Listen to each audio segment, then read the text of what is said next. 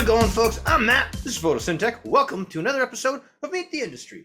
Today, I'd like to welcome Marybeth Sanchez. She works with Dr. Zymes on their wonderful product. Marybeth, thank you so much for joining us today.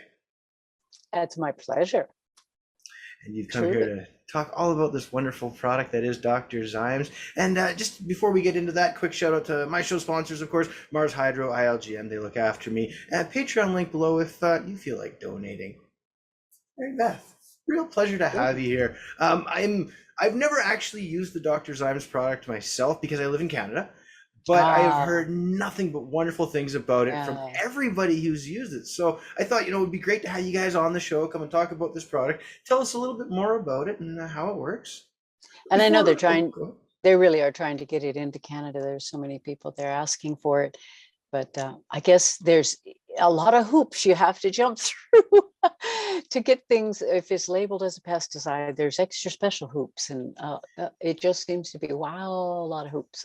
Yeah. Then the COVID restrictions didn't help, and I'm not sure which one is the biggest battle at this point. But when I first discovered Dr. Zymes, it was just because my former employer had gotten herself a case of the scabies when a friend of theirs was at their house helping them trim their annual crop, and left them this lovely house gift. And and I don't know if you've ever experienced scabies in your life, but it's one of the worst little things. Thankfully, I never got it myself, and knocking on wood. But she got it really bad, and nothing could cure it. The prescription stuff just, they're all immune to it now. It doesn't work anymore.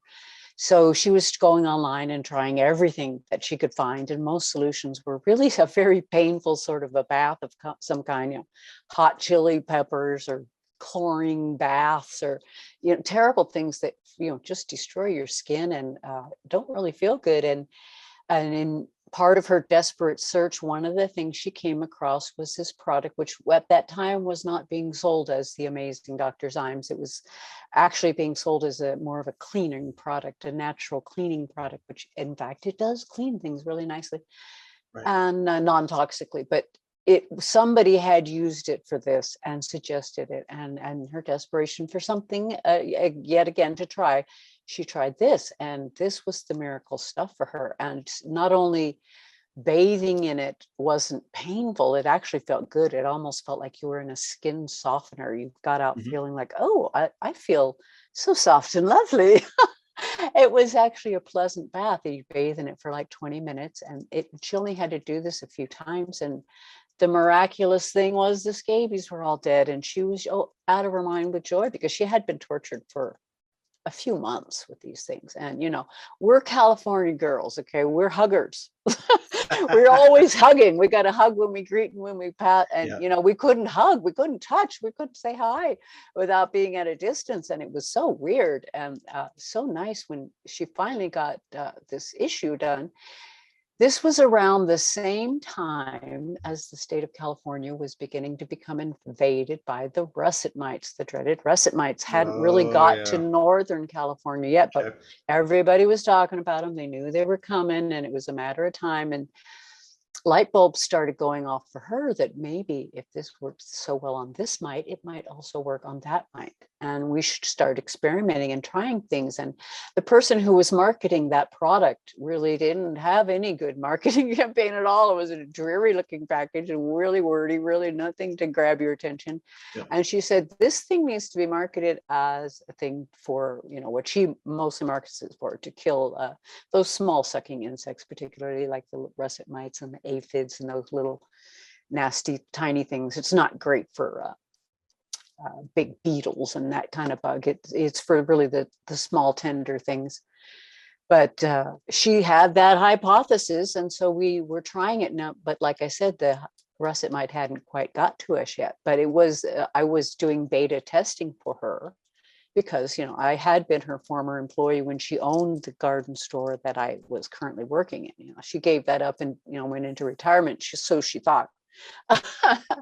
But when this came along and she decided, I'm going to take over marketing this product, she talked to the owners of the company and talked them into an agreement where they would make this product exclusively for her. She would market it as the amazing Dr. Zymes and try to get it as a thing that would kill these little pests in the mold and mildew. But there's a lot of hoops to jump through to do that kind of marketing. So at first it was being marketed still just as a cleaner, which we could tell people has an off-label use that I just might mention to you, kind of like your dish soap. It's also used to kill pests, but it's not marketed as a pest killer. It's marketed as your dish soap, right? Of course. So it was similar to that when they first started. That's kind of what happened. So she has by this time gone through labeling for many, many states. And I think she is in more than one foreign country. I'm not 100% which ones. I'm not that into the office really. But my purpose has always been to do horticultural advice. That's my major, my specialty. I manage the nursery at the store where, like I said, I originally met her. And so for that company, I basically do horticultural advice and try to teach people how to use the product correctly, because it is a little bit different than other products. In that, you do want to have to optimize the active ingredients. You really want to have that water at 90 degrees, and you want to have your ultimate finished mix at between 6 and 7 pH, and then it works the best that way. So if you just mix it up with cold water and don't check the pH, you might not have that great results, and you might not be as thrilled with it. But the people who have done that and wondered what was going wrong, and then just got the advice to warm up the water and such. 90 degrees isn't that hot. It's 32 in Celsius. I'm talking to a Canadian. Okay. So 32 in Celsius. But it's not that hot. This is just bath water hot. So it's not like you got to sit it on the stove and really go through a process. Right. So it likes the warmer water. So then can you talk to sort of like the typical use case for Dr. Zymes? Of course, using it as a pesticide and mold mildew, but then also what wouldn't you want to use Dr. Zymes for? Speak to that a bit.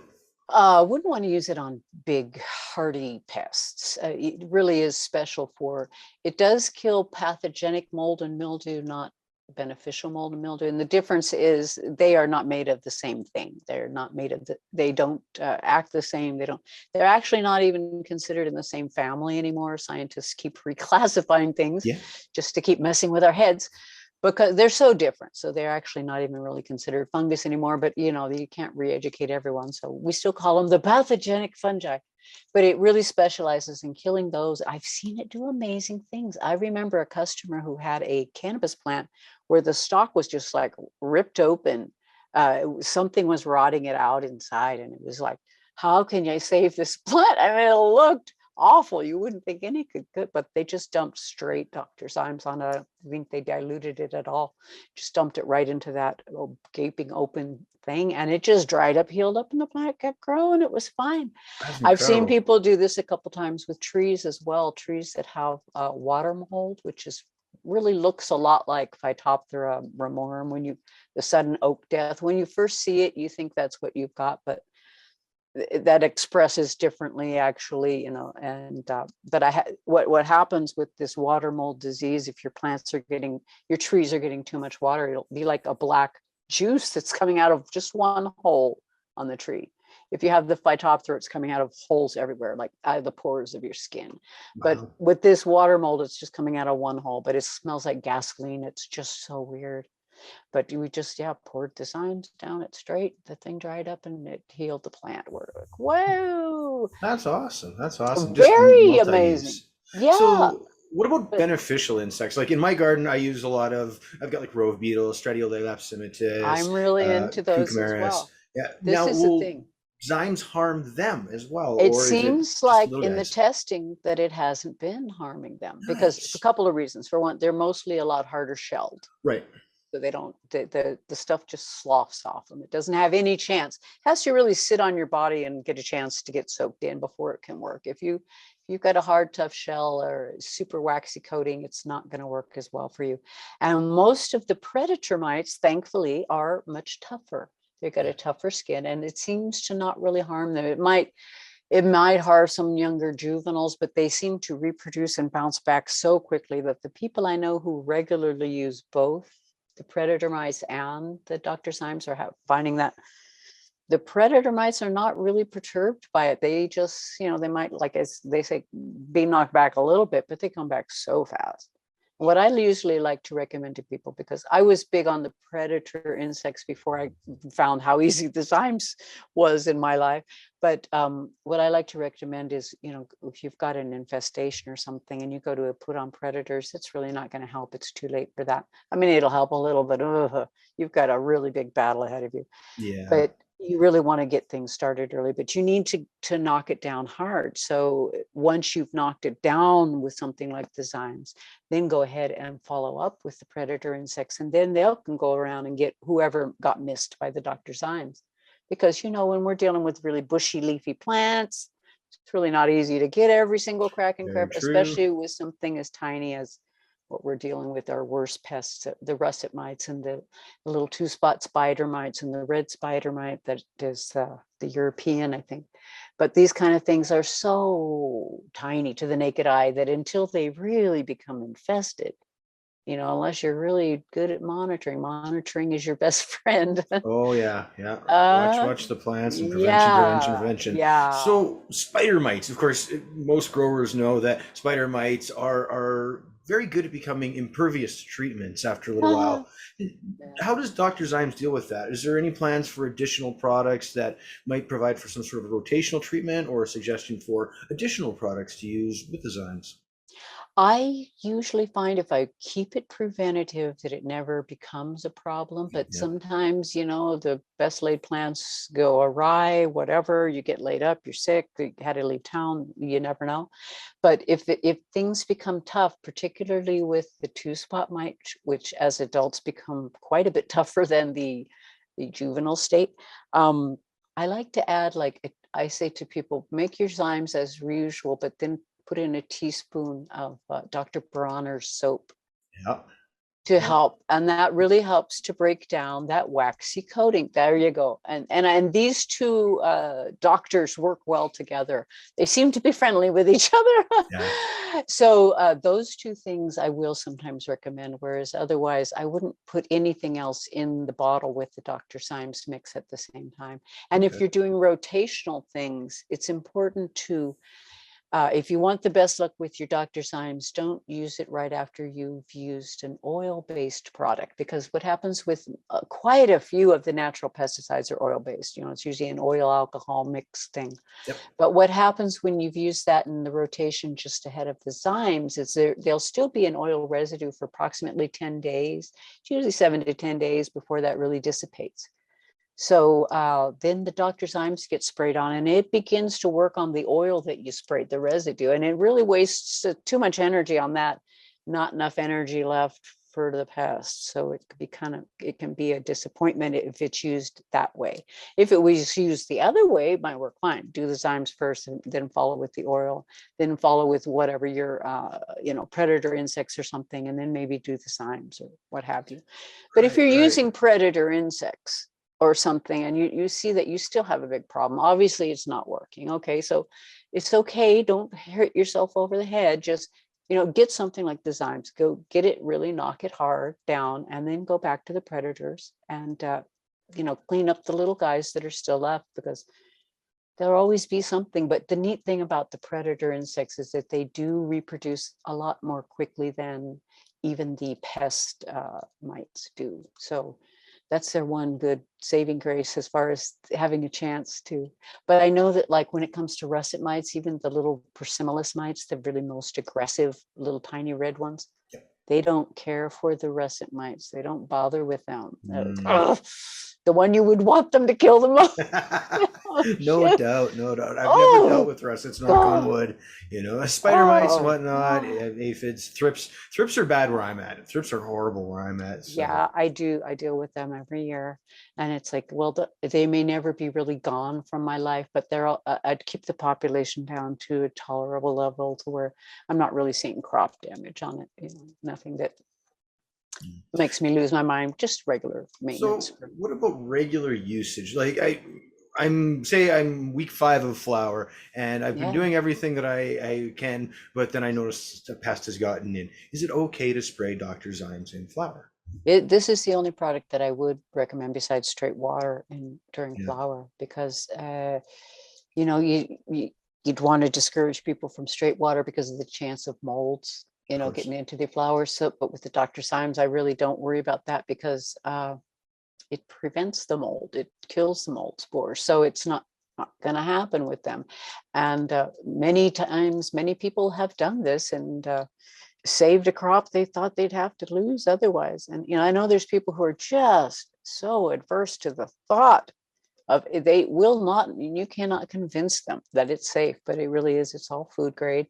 And, very sick patients have consumed this product without any ill effects of any kind, or you don't notice any difference on a flavor or the terpenes, or you don't dissolve or burn your plants.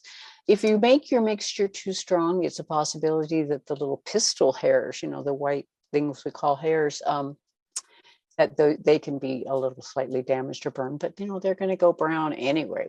Yep. That's that their time is almost over anyway. That's not the part that's getting you high. So really what's important are your little trichomes, and they don't seem to be at all damaged. In fact, it's often used as a bud wash after, just to get, even if you don't have pests, just to get dust and debris off. And, if you're the average person, there's at least a few bugs stuck in there that you may or may not want to consume that This is true. just got stuck in your nice sticky bits and couldn't quite get out. So, can you talk to the different enzymes involved, which are sort of the most effective? And I guess, how is this tested? How do you prove out that this works so well? Well, this is going to be the interesting part of the story because, when she first started developing this product, we all knew what was going on in there, and, they were calling it enzymes and explaining how enzymes work. Well, suddenly the state of California decided, no, you can't say enzymes because the state of California doesn't know how to quantify enzymes. So they don't have a test to quantify how much of what, Okay. and so they won't allow you to use that language. So we call it the E word. And if you've noticed, being a Canadian, it's probably different there. I've noticed that Hygrozyme is allowed to say enzymes, but they're a Canadian company. Okay. But other companies down here, if there's any enzymes involved, they always have to use words that imply an enzyme, such as Dr. Zymes or Canazyme or something zyme, but you can't say enzyme. That's the E word. Not in California. Well, some people will do it until their label gets pulled, and then they have to do something about their labeling. It's a That's odd, very yeah. weird thing. But just off the cuff, let me tell you the sorts of enzymes, if it were such a thing, that would do such a job. Of course. It's the things that would dissolve proteins, such as a protease, or things that would dissolve wax and oils, such as God, I can't remember the name. Chitinase will do the hard shell things. Gosh, Lord, it'll be a word that ends with ASE if it's an enzyme.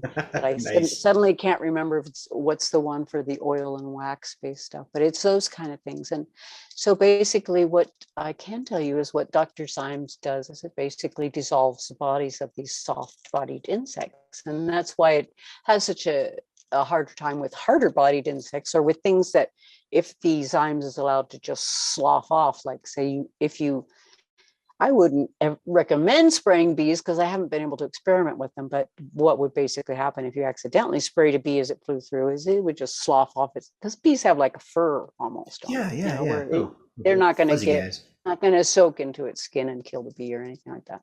Okay, okay. But like with a beetle or something, you could, if you just stuck it in there and really made it sit under it for 24 hours or something. But I wouldn't want to do that with any living thing. Yeah, other It's not a processes at work. Yeah, it's completely impractical for that sort of an insect. For those bigger insects, I might try, if I had a real issue, I might try spinosad, something like that. If it's legal where you live. I Yeah. wouldn't put it on my cannabis necessarily, unless it was, just in veg. That's fine with me. But I wouldn't want to use spinosad in flower. Not that I don't trust it personally, but I know that if you're going to get tested for anything, it's not permitted. So Yeah, which is yeah. weird to me because biological stuff is usually the best, and yet it's just for some reason when testing's involved, any biology is considered bad. Yeah. So even even compost tea, you can't put that on your flowers and get tested because you're going to have living things. It's just weird, especially because the organic way is the natural way. It's the way things are done. It's the way to get the best medicine Yeah. Yes. produced, in my opinion, of And course. flavor. Oh yeah. Oh yeah, yeah. I think that's one thing there isn't as much of an argument against, because there's been studies that have proven that you're going to get a higher terpene content when you grow organically. But we're kind of going down the digression there. I wanted to Yeah. find out, you know, remarkable stories. Can you speak to, I mean, you kind of did a little bit off the top, but something horticultural based where Dr. Zymes has saved the day in a remarkable fashion. Absolutely. In fact, the first time that the russet mites did come to my attention, when they finally came to town, it was one of our biggest growers in the area. In fact, very large farm, successful grower. He came in to me. Growers often, because I was in the nursery with a microscope, they'd come in and they'd say, I got a handful of leaves. Can you look at it and tell me what you think's wrong with my plants? And I have my microscope hooked up to the computer so we can all see it together. And as we looked at it, and there were three of us in the room, and we just dropped our jaw and gasped in unison. We were just horrified because what we saw, it was like New York City, Times Square, New Year's Eve. It was just full of russet mite all over the leaf. And you just, front and Yeah. back. Yeah, it was pretty impressive. And actually, at that time, I had just begun, I had been for a little while testing with the Dr. Zymes, but not Yeah. for a very long time. But I happened to have my bottle right there handy. I went, okay, let's see what works. It's my first chance to really try it on the russet mites. And we gave it a very slightest little squirt. And I thought, well, that wasn't really a very good squirt. Didn't give it much coverage. Gave it one more little squirt. Okay, oh, now they're completely covered. And nobody moved again. And we just were watching them. And we said, well, let's let it sit a little bit and see if, maybe they start moving pretty soon. Maybe they're just in shock. Maybe they're going to crawl out of it. Maybe it'll be okay. Let's see what happens when it dries off. Do they get up and walk away then? And lo and behold, they were dead, and they kept being dead, and they kept staying dead. And we were just overjoyed. And so he said, okay, where can I order a ton of this?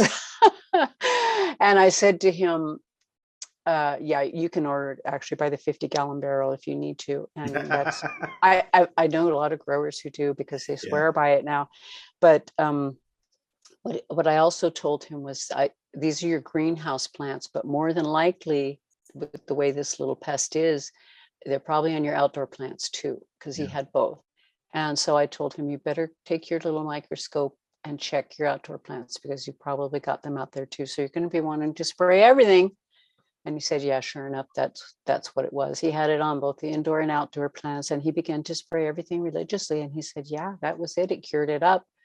And to have it that severe and to have that good of a response, and the happy customers, he won't do without it anymore. I know a few other growers like that are really kind of larger. Like I say, they'll get 4 50-gallon barrels at a time to, spray their gardens and be sure that they don't run out. It's when you're able to get it and you see how well it works, and the fact that, well, like you say, it's multi-purpose. Besides, it's good for other things, so it's handy to have for not only the russet mites and the spider mites and the powdery mildew prevention, but geez, if I want to Yeah. tell you about an off label, wash your dog with it, man. It's the best.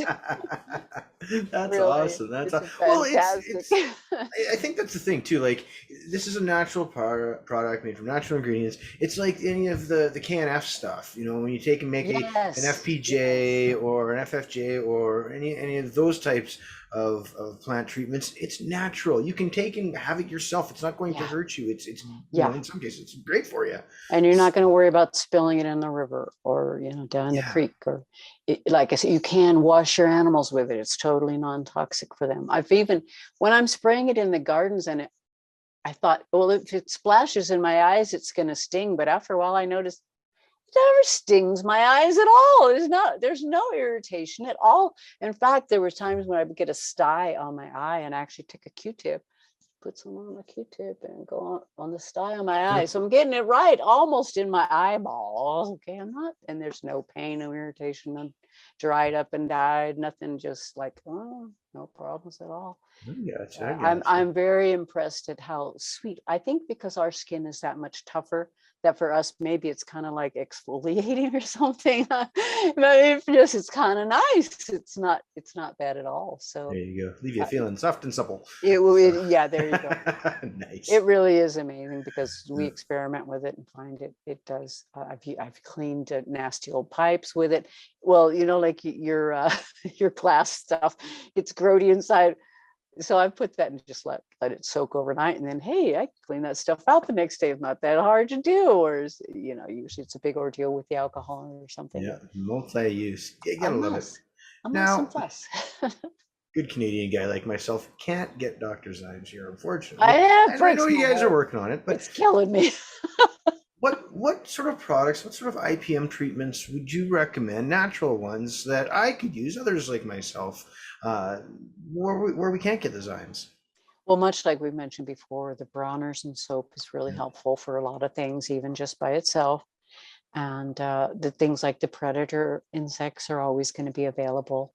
Sometimes I've recommended to people for situations shooting peroxide in water. It's a little bit tricky with the measuring because the measurements get real nebulous, because you go to a different source and there'll really be a different amount that people will put in. So just kind of realize that there's a little fudging that you can do with a lot of those kind of products. But as far as name brand products, I'm not sure what's on the market up there, but I figure most people can get those kind of things anywhere. And that would definitely be what I recommend, besides just growing your plant as healthy as you can, which for me, I'm a big proponent of the compost and compost tea. Just get your base health good, and hopefully you won't be as attractive to pests. And reduce your nitrogen intake at the beginning, because I know most people, first thing you want to do, boom, boom, boom, get that thing grow big fast so you can get your flowers and lots of them. But that also really, really is the favorite thing that attracts all those little pests, is that nitrogen. The aphids. Yeah. Oh boy, do they love it. They do. It's just wild. And it's amazing that your plant can really do pretty good without so much extra nitrogen. But I know you're talking to the wind. You can tell people that, but you're going to go ahead and do it anyway. I know you will, but be sure to have your preventative maintenance in place of some kind. Whatever you have available, start early. Oh, there's those other products that are out in the market now, the biological things like Grand Evo. I don't know if they're available in Canada, but they're like a bacterial product that you can put out in your environment. But these also have to be put out in advance of any kind of an infestation. So it's something you would just put out in spring, whether you like it or not, whether you know that there's a problem or not, especially if you know that you generally get a problem eventually. What this is supposed to do is prevent that from happening. It's going to be completely useless if you see an infestation and then throw that kind of product out there. But it's one of those good things to start with at the beginning, if they are available, which, like I say, I don't know what all is available, especially if it's biological. It's even trickier, I'm sure. Oh, yeah. That's why I tend to rely on the predators and stuff. And in the odd time, I do have to do something that's really sort of proactive. I've used like a pyrethrin fogger before, but that's like last ditch if I only have to. And again, threats. Yeah. I remember in the garden store we worked in, we had those for emergencies, but we did not really recommend them for your first line of defense. That's when things just before you decide to burn down the hut, try the pyrethrin. Yeah, step one before flamethrower. Yes, yeah. Exactly.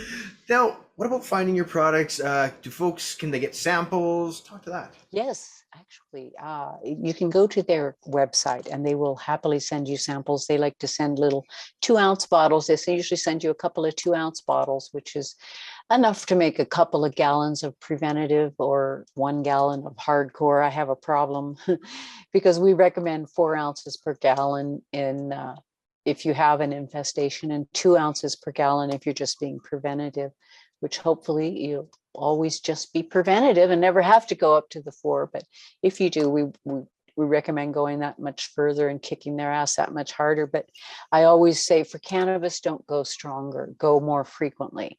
So Yeah. in other words, if your infestation doesn't seem to be responding to that for 4 ounces a gallon, 2 or 3 times a week, do it like 3 days in a row and then take a couple days off and 3 more days in a row.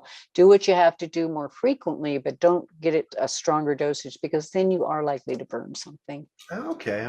You More don't want to get frequent, too not as crazy. strong. Yeah, That makes because sense. it is an acidic product. So that on its own, if you made it too strong, the acid can be a Right, burning right. thing. And then I just imagine, like general rule of thumb, don't spray with the lights on or do right before they Exactly. turn Oh off. yeah, And I do yeah. sometimes forget to mention that because I take it for granted. And yeah, don't do the lights on. All right. Well, Mary Beth, it has been absolutely awesome having you as a guest today. It's Certainly been a appreciate you pleasure for speaking. me speaking with you. Yeah, Thank well, thank you you. so much, so much. Now, before I let you go, one more question. Any big Mm. plans for Dr. Zymes in 2022 that you can share? Oh, well, like you said, trying to break through that Canadian wall. Yeah. And whatever markets they can to break Well, through.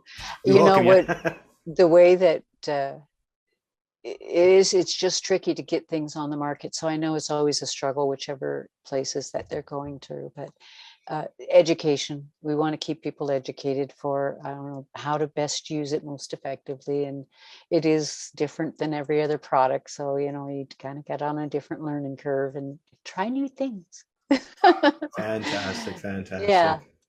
Okay, Mary Beth. Well, again, thank you so much for stopping by the show today. Been great chatting with you. Guys, go check out the Dr. Zymes product if it is available in your area, and put links below to the website. And otherwise, I'm Matt, and that's Mary Beth. We talk Dr. Zymes. Guys, we're out. Thank you, Matt.